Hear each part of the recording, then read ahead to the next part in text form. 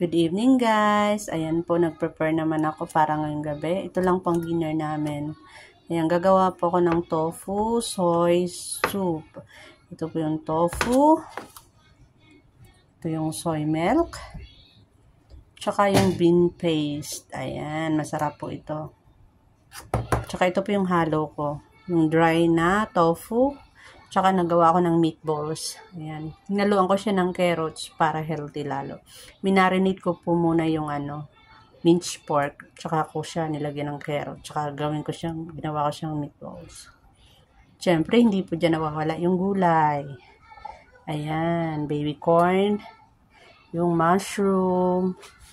Tsaka yung Chinese cabbage. Ayan po. At dahil ang bata hindi kumakain nito, ayan, nag-prepare po ako ng meat. I-steam ko lang with a sweet beans. Ayan, steam ko lang po. Thank you.